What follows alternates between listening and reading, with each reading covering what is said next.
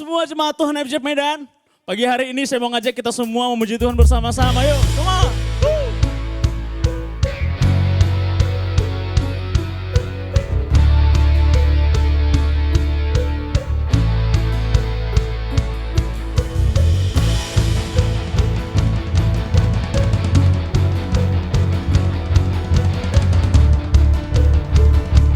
Mari yang pujian ini katakan.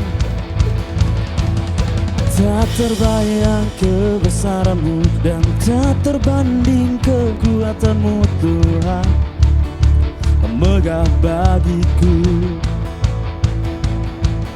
Segenap jiwa dan pengharapan telah ku serahkan untuk rencanamu Tuhan, Kau Raja atasku. Katakan, hanya Kau yang layak ditinggikan.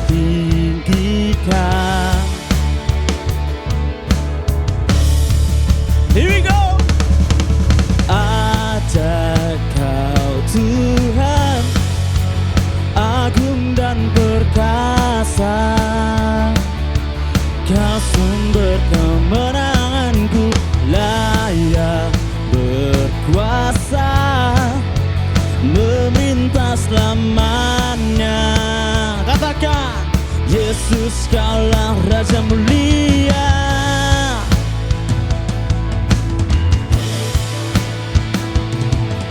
Tak terbayang kebesaranmu dan tak terbanding kekuatanmu Tuhan, Kau megah bagiku.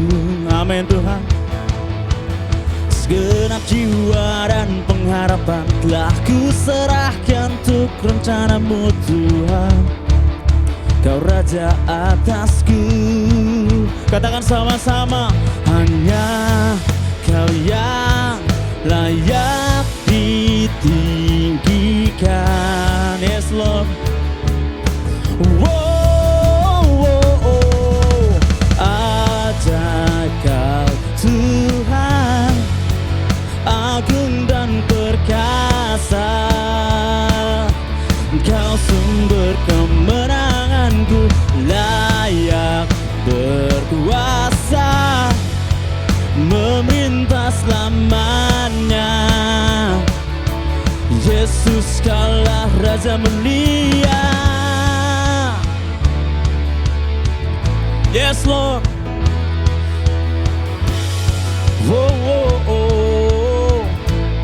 Kami memuji Engkau Tuhan.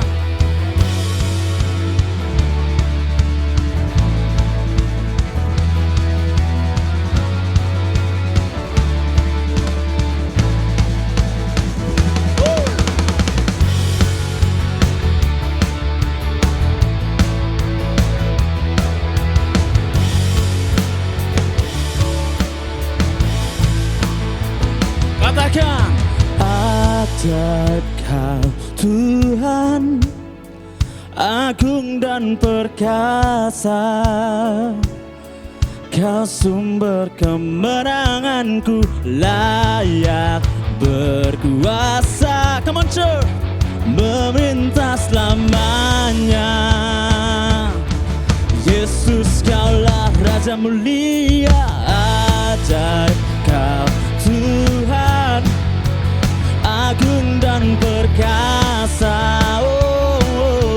Kau sumber kemenanganku, layak berkuasa, memerintah selamanya. Yesus, Yesus Kaulah. Sekali lagi katakan, ada Kau Tuhan, agung dan perkasa, Kau sumber kemenanganku, layak berkuasa, memerintah selamanya.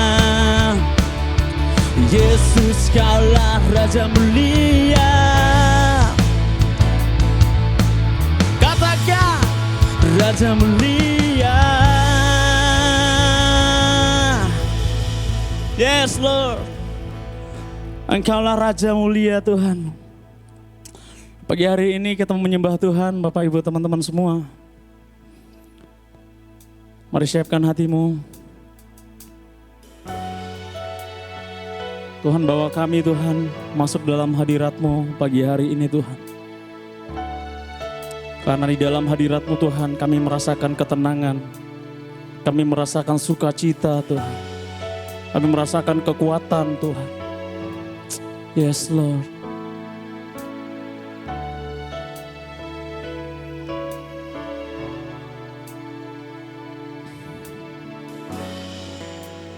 Ini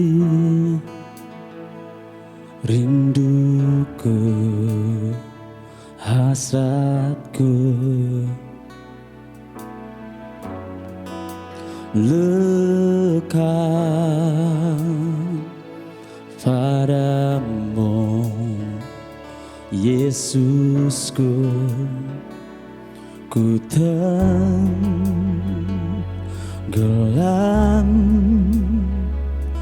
dalam-Mu,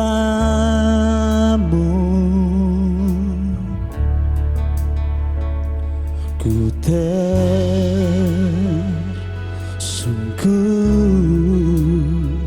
di hadir-Mu.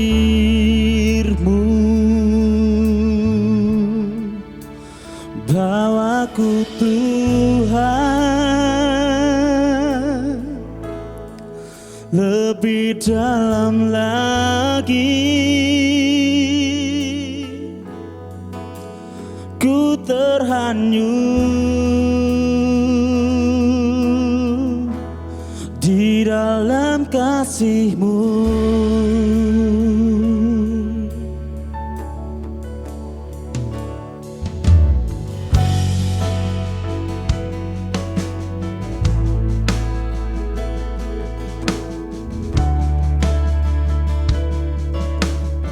Katakan, ini rinduku, hasratku, lekat padamu, Yesusku.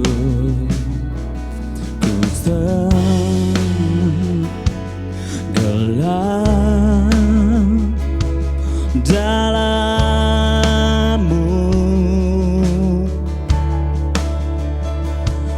ku tersungkur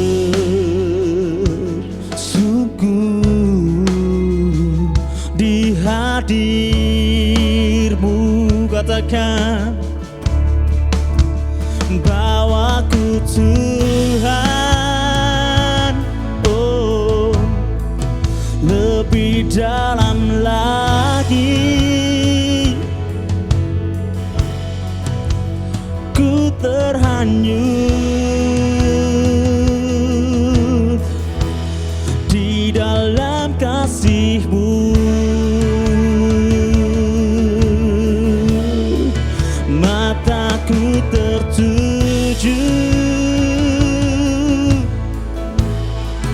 jiwaku berseru, oh, Kau yang puaskan, oh, dahaga hatiku. Bawaku Tuhan, oh, bawaku Tuhan, Yesus, lebih dalam lagi,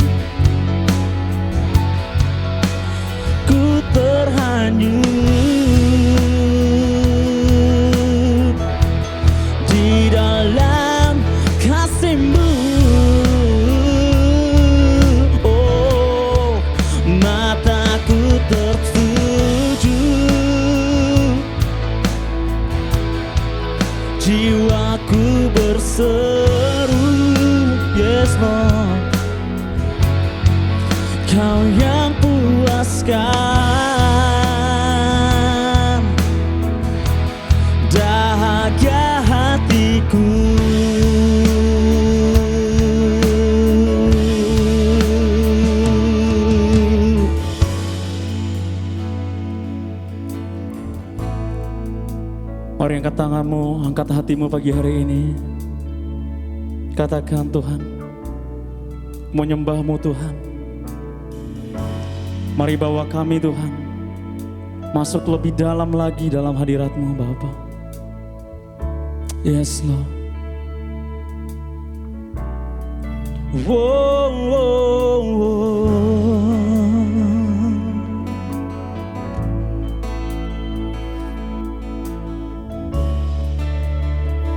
Oh, oh, kami menyembah-Mu Tuhan.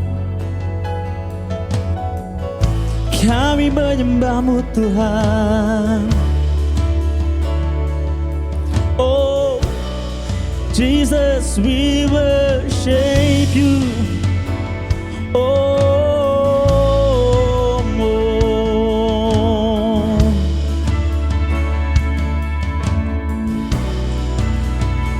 Bawa kami Tuhan, lebih dalam Tuhan, masuk dalam hadirat-Mu.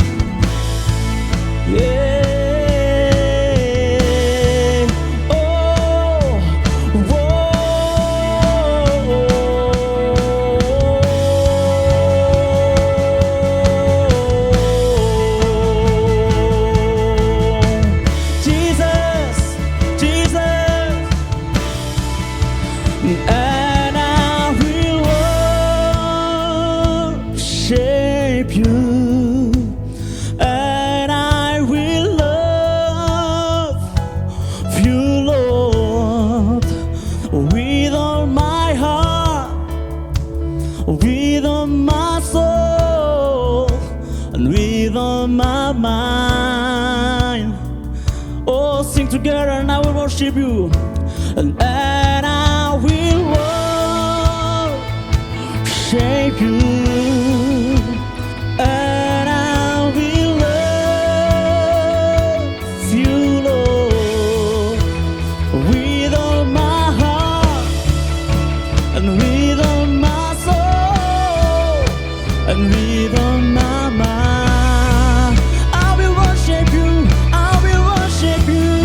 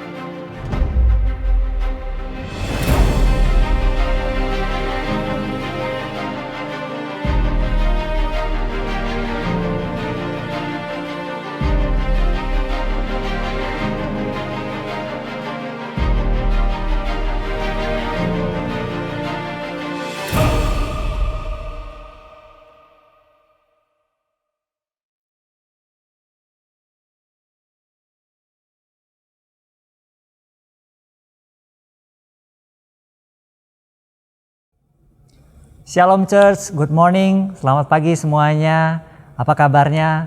Saya berdoa hari-hari ini ada kekuatan Tuhan di tengah-tengah kehidupan Anda semuanya, ada rahmat-Nya yang memampukan kita untuk melewati setiap tantangan demi tantangan yang kita hadapi hari-hari ini. Dan saya juga ingin memanfaatkan kesempatan untuk pagi hari ini, ingin menyambut bagi Anda yang mungkin baru pertama kali mengikuti ibadah online kita.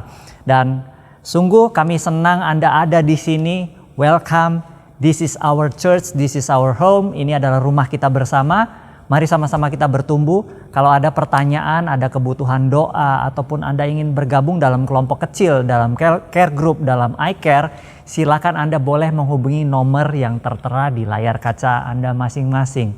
Dan hari ini sebelum kita mendengarkan kebenaran firman Tuhan, saya ingin mengajak kita semua bisa sama-sama lakukan deklarasi terlebih dahulu. Siap semuanya? 3, 2, 1. Inilah kabar baik. Saya diselamatkan oleh kasih karunia Allah, bukan oleh perbuatan saya. Saya dibenarkan, saya diubahkan, dan saya diberkati di dalam Dia. Sekarang saya tahu, segala sesuatu terjadi dalam hidup saya untuk kebaikan. Karena saya dipanggil sesuai dengan rencananya.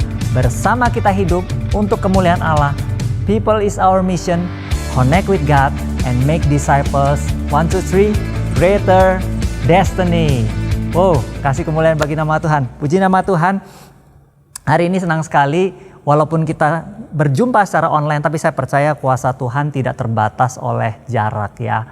Dan hari ini atau bulan ini kita memasuki bulan tema yang baru, yaitu apa? Saya yakin semuanya udah tahu, yaitu living in freedom. Hidup di dalam kebebasan. Apa sih hidup dalam kebebasan? Hidup dalam kebebasan itu hidup yang tidak diperhamba oleh apapun. Ya, minggu yang lalu kita sudah mendengarkan, Pak Erwin sudah sampaikan, kita tidak diperhamba oleh apapun, tidak dikuasai oleh apapun gitu. Nah, kita bukan berarti hidup bebas itu tanpa batasan. Hidup bebas adalah hidup yang penuh dengan tanggung jawab. Karena kita tahu hidup kita yang lama sudah ditebus, dan kita ditebus oleh darah Tuhan Yesus, dan kita menjalani hidup yang baru. So, kita harus menjalani hidup kita dengan penuh tanggung jawab, hidup dalam batasan yang ditentukan oleh Tuhan. Dan kita perlu mengerti bahwa konsep batasan ini bukanlah artinya untuk menghalangi kita atau membatasi pergerakan kita. Tetapi sesungguhnya konsep batasan adalah untuk melindungi kita daripada hal-hal yang buruk yang terjadi di luar sana. So, living in freedom. Dan pada pagi hari ini, khusus pagi hari ini, kita ada satu topik sermon yang diberi judul The Journey. Sama-sama katakan dengan saya 3, 2, 1, The Journey. Apa artinya The Journey? The Journey adalah perjalanan ya. Nah, kita perlu tahu kalau kita lagi menuju satu destiny, menuju satu tujuan. Katakanlah kita mau berwisata. Banyak sekali waktu yang akan kita habiskan biasanya di dalam perjalanan. So, makanya yang namanya perjalanan atau The Journey itu adalah sesuatu yang sangat penting karena banyak hal yang bisa terjadi dalam perjalanan, betul? Mungkin kita pada awalnya kita mulai dengan baik dan dalam perjalanan terjadi sesuatu diakhiri dengan mungkin tidak baik. Atau mungkin sebaliknya, awalnya tidak baik tetapi bisa diakhiri dengan baik. Dan sampai atau tidaknya kita ke satu tujuan itu ditentukan oleh banyak sekali hal-hal yang terjadi di dalam perjalanan kita. Dan apa respon kita terhadap hal tersebut. Jadi sampai atau tidaknya kita kepada satu tujuan yang kita tuju, itu biasanya ditentukan oleh hal-hal yang terjadi di dalam perjalanan dan respon kita terhadap hal tersebut.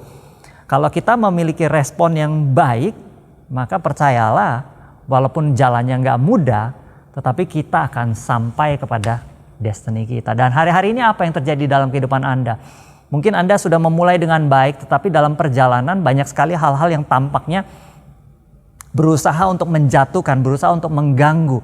Dan saya berdoa dari tempat ini ada kekuatan Tuhan yang memampukan kita semuanya untuk terus berada di jalan Tuhan. Terus bertahan, terus fight, terus ngotot, terus kuat. Sehingga kita bisa sampai kepada tujuan yang lebih besar, greater destiny yang Tuhan berikan di dalam kehidupan kita. Dan saya percaya bahwa Tuhan adalah Tuhan yang rindu untuk memberikan arahan-arahan, guidance, bimbingan di dalam setiap perjalanan hidup kita. So, hari ini kita mau belajar dari kebenaran firman Tuhan, yaitu 2 Petrus 1 ayat 12 sampai 18. 2 Petrus 1 ayat 12 sampai 18 saya akan bacakan bagi Anda semuanya. Dimulai dari ayat yang ke-12. Karena itu aku senantiasa bermaksud mengingatkan kamu akan semuanya itu, sekalipun kamu telah mengetahuinya dan telah teguh dalam kebenaran yang telah kamu terima. Perhatikan ada kata mengingatkan ya. Walaupun kita udah tahu, udah teguh, kita harus diingatkan. Jadi orang itu kita nggak boleh sombong. Kita harus merendahkan hati kita pada saat ada orang yang mengingatkan. Walaupun kita sudah tahu, udah ngerti. Well, sometimes kadang-kadang kita butuh untuk diingatkan, butuh untuk dikuatkan. Dan hari ini saya percaya setiap kita mau belajar walaupun kita sudah mengerti, mungkin pernah membaca ayat-ayat ini. Dan kita lanjutkan, ayat yang 13, aku menganggap sebagai kewajibanku untuk tetap mengingatkan kamu, kata Rasul Petrus, akan semuanya itu selama aku belum menanggalkan kemah tubuhku ini. Sebab aku tahu bahwa aku akan segera menanggalkan kemah tubuhku ini. Sebagaimana yang telah diberitahuan kepadaku oleh Yesus Kristus Tuhan kita. Jadi ayat-ayat ini adalah ayat-ayat yang ditulis oleh Rasul Petrus, surat yang ditulis oleh Rasul Petrus memang menjelang akhir hidupnya. Dan kita kembali diingatkan bahwa hidup kita itu hanya sementara, hanya sebentar. Yakobus, berapa waktu yang lalu kita belajar kitab Yakobus, Yakobus juga mengingatkan bahwa kita hidup itu hanya sementara. Ayat 15, tetapi aku akan berusaha supaya juga sesudah kepergianku itu, kamu selalu mengingat semuanya itu. Sebab kami tidak mengikuti dongeng-dongeng isapan jempol manusia ketika kami memberitahukan kepadamu kuasa dan kedatangan Tuhan kita Yesus Kristus sebagai Raja. Tetapi kami adalah saksi. Saksi itu apa? Saksi itu artinya melihat sendiri ya. Karena ini sesuatu yang penting kalau kita di pengadilan. Saksi, orang yang melihat dengan mata kepala sendiri, ini adalah sangat penting, sangat krusial untuk mengungkapkan satu kebenaran. Tetapi kami adalah saksi dari kebesarannya. Kami menyaksikan bagaimana ia menerima kehormatan, ia di situ huruf besar yaitu Yesus, bagaimana Yesus menerima kehormatan dan kemuliaan dari Allah Bapa ketika datang kepadanya suara. Nah, ada suara. So, di sini Rasul Petrus mendengar sendiri dari yang maha mulia yang mengatakan, inilah anak yang kukasihi, kepadanyalah aku berkenan. Suara itu kami dengar, perhatikan ada kami di situ, berarti lebih dari satu. Kami dengar datang dari sorga ketika kami bersama-sama dengan dia di atas gunung yang kudus. Nah,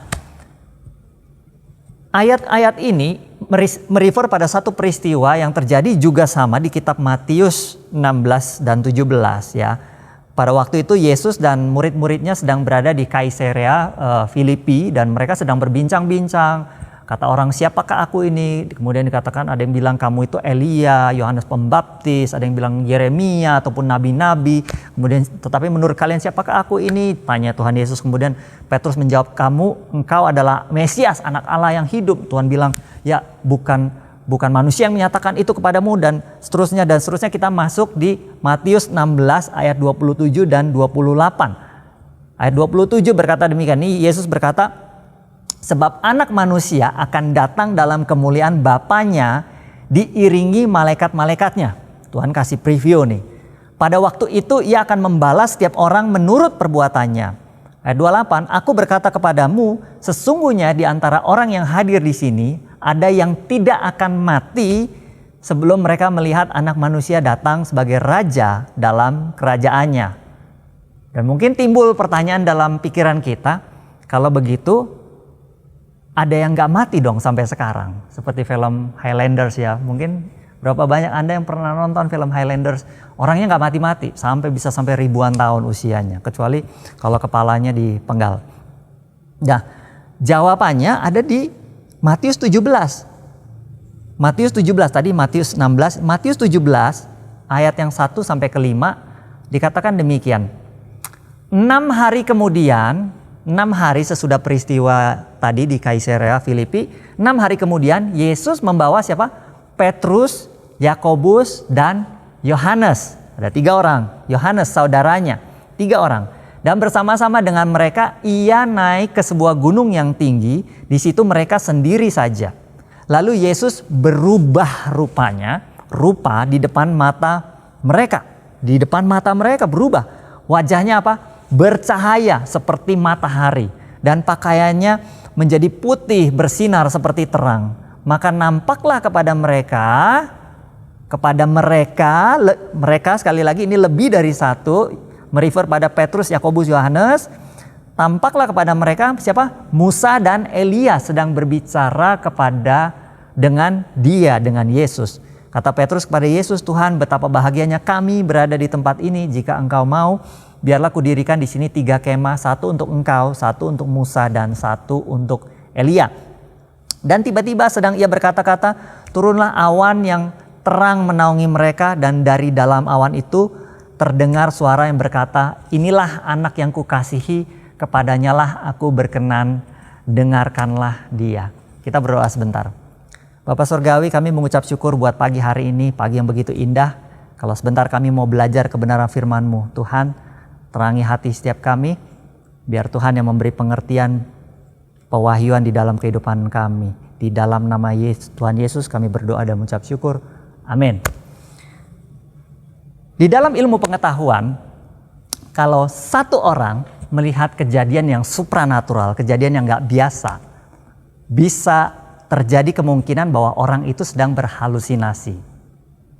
Tetapi dikatakan kalau lebih dari satu orang atau sekumpulan orang melihat kejadian supranatural di saat yang bersamaan, melihat kejadian yang sama, mendapatkan satu pengalaman yang sama, satu interpretasi yang sama, maka bisa dikatakan itu bukan halusinasi, atau itu bisa jadi memang terjadi. Dan Petrus mau menyampaikan bahwa apa yang disampaikan oleh dia adalah suatu kebenaran, bukan dongeng buatan manusia. Karena ini dikonfirmasi oleh tiga orang, bahkan juga dikonfirmasi oleh firman Tuhan. Kebenaran firman Tuhan dikatakan bahkan di ayat 19, dengan demikian kami makin diteguhkan oleh firman yang telah disampaikan oleh para nabi, dan seterusnya dan seterusnya. So, bukan hanya keterangan satu orang, ada 3 orang, dan mereka menyaksikan sendiri dengan mata dan kepala, dan mereka mendengar sendiri. Tadi dikatakan ada suara di situ, mereka mendengar dan dikonfirmasi oleh firman. So, kita bisa pastikan bahwa yang terjadi di sini adalah suatu kebenaran, ya. Jadi peristiwa transfigurasi, peristiwa bagaimana Tuhan Yesus berubah di depan ketiga muridnya ini adalah suatu peristiwa yang benar-benar terjadi, dan tentu saja ini adalah suatu peristiwa yang di dalam kehidupan Petrus merupakan highlight, merupakan sesuatu yang sangat penting di dalam kehidupan Petrus, karena di situ dia bisa melihat preview, dia bisa melihat trailer bagaimana kedatangan anak manusia yang kedua kalinya. Dalam rupanya Tuhan Yesus pada saat Tuhan Yesus akan datang yang kedua kalinya. Dan perhatikan perubahan Petrus di dalam 2 Petrus 1 ayat 15 sampai 15 tadi. Perubahan Petrus dari yang tadinya dia selalu bilang aku di ayat 12 sampai 15 dia selalu bilang aku di ayat 12 15. Tetapi menjelang masuk ayat 16 dia menggunakan kata kami. Sebab kami, ayat 16, sebab kami tidak mengikuti dongeng-dongeng isapan jempol manusia ketika kami memberitahukan kepadamu kuasa dan kedatangan Tuhan kita, Yesus Kristus sebagai Raja. Tetapi kami adalah saksi mata dari kebesarannya. Kami menyaksikan bagaimana ia menerima kehormatan dan kemuliaan dari Allah Bapa ketika datang kepadanya suara dari yang maha mulia yang mengatakan, inilah anak yang kukasihi, kepadanya lah aku berkenan. Suara itu kami dengar datang dari sorga ketika kami bersama-sama dengan dia di atas gunung yang kudus itu. Lebih dari satu orang. Petrus merefer pada Petrus, Yohanes, dan Yakobus. Dan apa sih maksudnya? Petrus mau kasih tahu bahwa apa yang disampaikannya ini kepada jemaat-jemaat, bahwa yang disampaikannya ini adalah kebenaran. Menjelang akhir hidupnya Petrus, dia mau sampaikan bahwa come on, stick to the truth. Tetap bertahan kepada kebenaran itu, tetap berpegang kepada kebenaran itu. Di tengah-tengah persekusi yang dialami oleh jemaat, tetap bertahan. Ayo come on, tetap bertahan di dalam pengajaran yang sudah kami ajarkan di dalam nama Tuhan Yesus Kristus. Jangan mendengarkan ajaran-ajaran dari guru-guru palsu yang berasal dari dongeng-dongeng, isapan jempol belaka, gak jelas. Kami sendiri adalah saksi, kami loh menyaksikan sendiri dengan mata kepala kami. Kami hidup bersama-sama dengan dia. Dan Petrus mau mengingatkan jemaat, dan hari ini saya rasa ini sangat relevan sekali dalam kehidupan kita. Kita sebagai orang-orang percaya mungkin kita tidak dipersekusi seperti jemaat pada waktu itu. Tetapi mungkin saja tekanan demi tekanan hidup yang kita alami hari ini membuat kita tertekan, membuat kita depres. Dan kita mulai bertanya-tanya apakah sesungguhnya Tuhan itu ada atau enggak. Tuhan itu sebenarnya berkuasa atau tidak. Dan saya berdoa biar hari ini Anda semua menangkap isi daripada firman Tuhan ini. Bahwa firman Tuhan bilang, apapun yang kita alami, tetap bertahan di dalam pengajaran yang sudah diberikan oleh Tuhan Yesus. Melalui murid-muridnya, melalui rasul-rasulnya. Dan kalau kita kembali kepada konteks the journey atau perjalanan, saya percaya pada saat kita ada di dalam perjalanan, kita akan melihat yang namanya rambu-rambu, ada namanya sign. Dan sign itu, rambu itu akan membantu kita untuk kita boleh sampai kepada tujuan kita. Dan hari ini ada beberapa sign yang perlu kita perhatikan. Saya akan bagikan 2 sign, minggu depan nanti Pak Guru akan bagikan sign yang selanjutnya. Dan sign yang pertama, kita harus apa? Hidup berdasarkan firman, bukan berdasarkan perkataan dunia. Hidup berdasarkan firman, bukan berdasarkan perkataan dunia. Kita harus belajar hidup berdasarkan perkataan pencipta kita. Kebenaran firman Tuhan. Alkitab. Desainer kita. Bukan berdasarkan perkataan orang. Mungkin dalam perjalanan hidup kita ketemu orang, ya kan? Ada yang mengatakan ini dan itu membuat kita menjadi lemah, membuat kita jadi kayaknya aduh. Kemudian kita tertekan, kemudian kita depres. Ya kan? Berapa banyak dari kita yang kita itu menggantungkan nilai hidup kita, value hidup kita kepada apa yang orang lain katakan. Misalnya, kamu gak bisa lah, you cannot do it. Berapa banyak yang dari Anda yang sering sekali mendengar hal-hal seperti ini, kamu gak bisa. Gak bisa lah, itu kata dunia. Dan saya mau kasih tahu pada pagi hari ini, Filipi 4 ayat 13 berkata demikian, segala perkara, puji Tuhan, segala perkara dapat kutanggung di dalam Dia yang memberikan kekuatan kepadaku. Hari ini mungkin banyak daripada Anda merasakan bahwa ada yang bilang kamu gak mampu. Bahkan mungkin orang-orang terdekatmu bilang kamu gak mampu. Well, hari ini saya mau kasih tahu firman Tuhan tidak berkata demikian. Firman Tuhan bilang segala perkara, all things dapat kutanggung di dalam Dia yang memberikan kekuatan kepadaku. Bukan karena kekuatan kita, tetapi karena Dia, karena Tuhan Yesus yang memberikan kekuatan di dalam kehidupanmu. So hari ini aku berdoa buat Anda semua yang sedang depres, Anda semua yang sedang tertekan. Hari ini biar kekuatan Tuhan menguatkan kita semuanya bangkit di dalam nama Tuhan Yesus. Mungkin orang bilang you don't deserve it, kamu nggak pantas lah, you are not worth it, kamu nggak layak lah gitu loh. Banyak sekali hal-hal yang bisa membuat kita demikian. Mungkin kesalahan kita sendiri, yes, well. Dan saya mau kasih tahu wajar sekali pada saat kita melakukan kesalahan. Selama kita mau berbalik, selama kita mau bertobat dari kesalahan kita, kita selalu berharga. Bahkan firman Tuhan bilang, Roma 5 ayat 8 katakan begini, akan tetapi Allah menunjukkan kasih-Nya kepada kita oleh karena Kristus telah mati untuk kita ketika kita masih berdosa. Bapak Ibu teman-teman, saya sangat bersyukur firman Tuhan mengatakan demikian. Allah itu menunjukkan kasih-Nya kepada kita oleh karena Kristus telah mati untuk kita ketika kita masih berdosa. Bayangin, kalau firman Tuhan bilang ketika kamu sudah hidup kudus, ketika kamu sudah hidup suci, baru kamu akan dijemput oleh Tuhan Yesus. Saya rasa firman Tuhan gak ngomong begitu, tapi firman Tuhan bilang Tuhan itu menunjukkan kasih-Nya.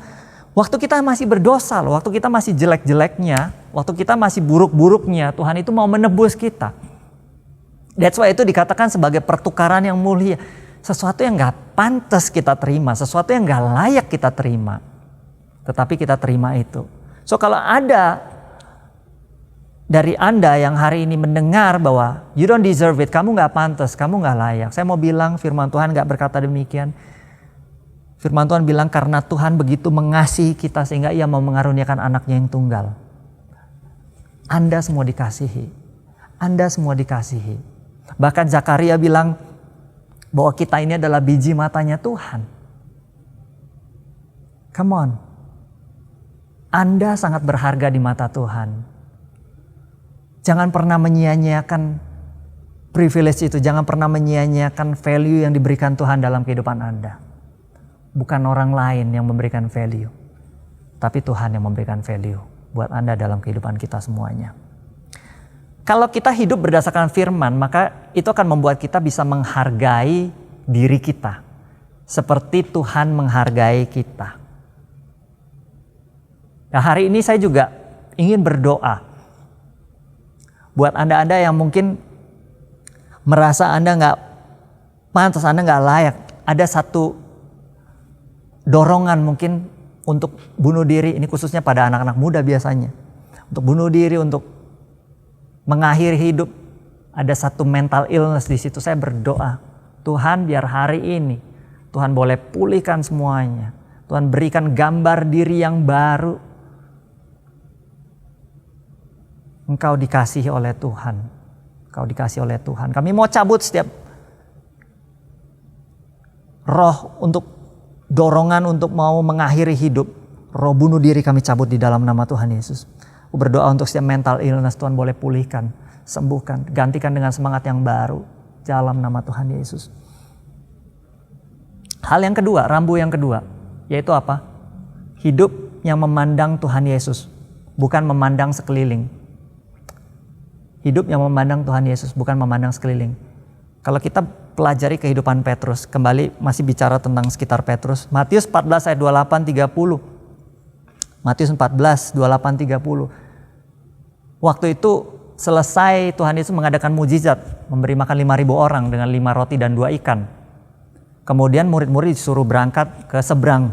Dan di tengah-tengah perjalanan mereka itu digoncang oleh angin sakal sehingga mereka terombang-ambing di situ. Dan Tuhan Yesus nggak bersama-sama dengan mereka. Tuhan Yesus ada di gunung sedang berdoa. Dan kemudian Tuhan Yesus datang dan terjadilah peristiwa bagaimana Petrus bilang dia mau berjalan juga di atas air. Dan kita masuk di ayat yang ke-28. Lalu Petrus berseru dan menjawab dia, Tuhan, apabila engkau itu, suruhlah aku datang kepadamu berjalan di atas air. Kata Yesus, ini kata Yesus nih, ayat 29. Berarti Tuhan yang berfirman, Allah yang berfirman, datanglah. Maka Petrus turun dari perahu dan berjalan di atas air mendapatkan Yesus. Dia berjalan di atas air. Petrus, ya manusia itu berjalan di atas air.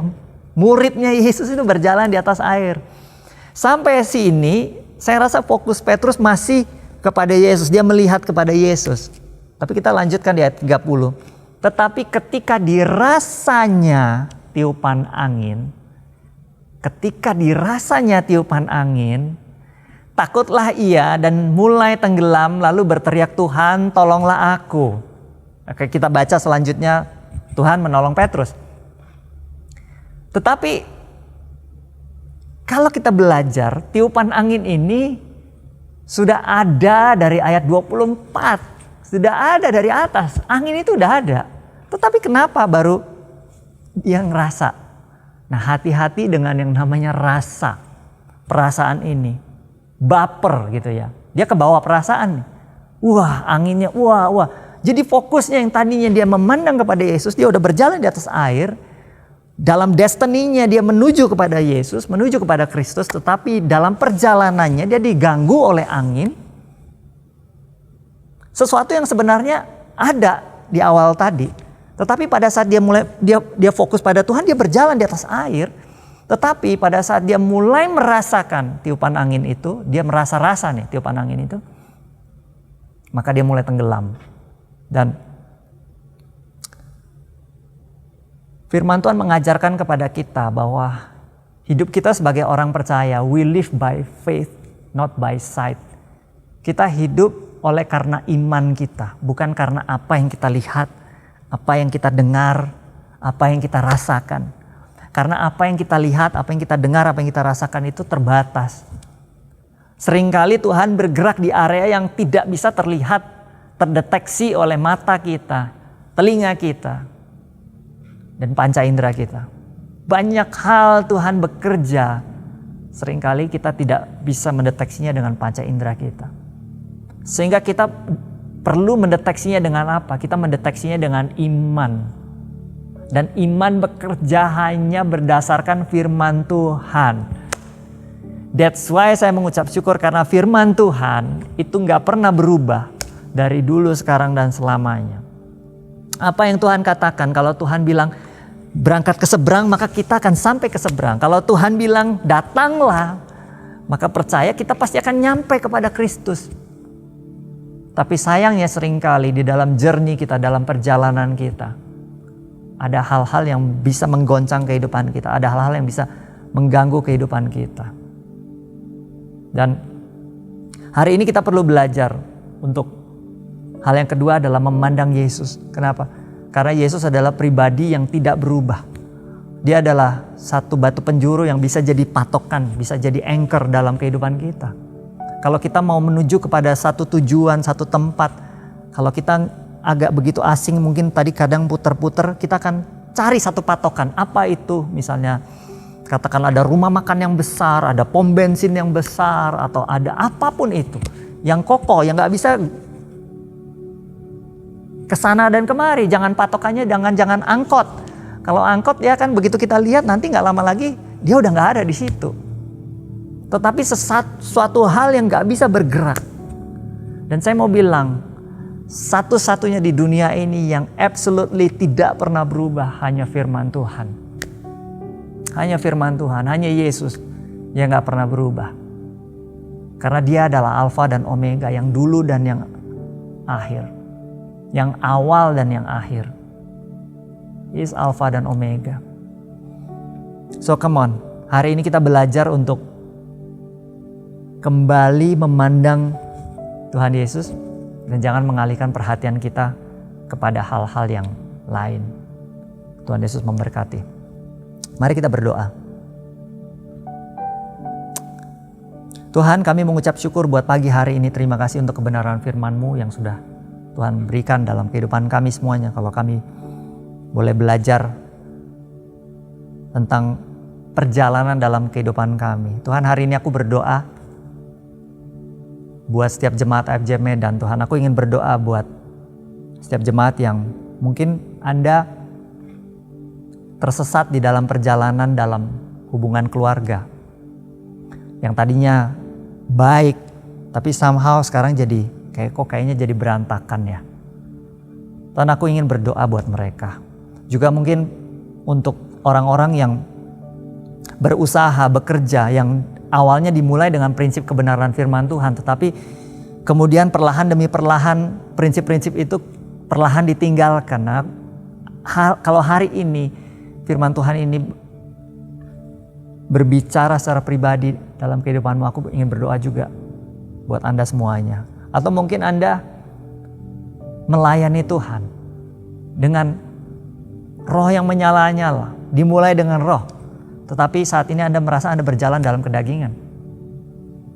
Dan atau mungkin ada pertemanan atau bahkan pacaran yang mulai meninggalkan kebenaran firman Tuhan.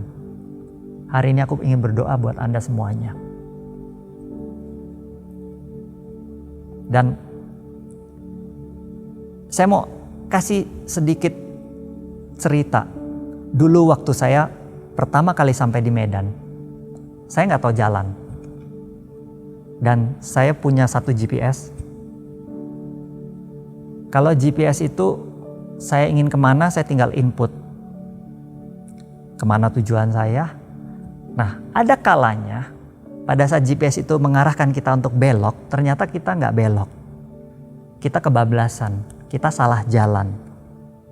Tapi satu hal yang luar biasa, pada saat kita salah jalan, GPS itu akan berkata, menghitung ulang. Dan kemudian dia akan memberikan rute yang baru untuk kita tempuh. Hari ini aku berdoa, kalau Anda rasa Anda sudah salah jalan, percaya. Tuhan Yesus berkata, akulah jalan dan kebenaran dan hidup. pada saat kita salah jalan, maka Tuhan akan memberikan bimbingannya. Dia akan melakukan penghitungan ulang buat kita semuanya, mengarahkan kita untuk kembali. Tuhan Yesus nggak pernah kehabisan akal, kehabisan cara. Tuhan, aku berdoa buat setiap jemaat-Mu yang hari ini merasa sudah kehilangan jalan, kehilangan arah.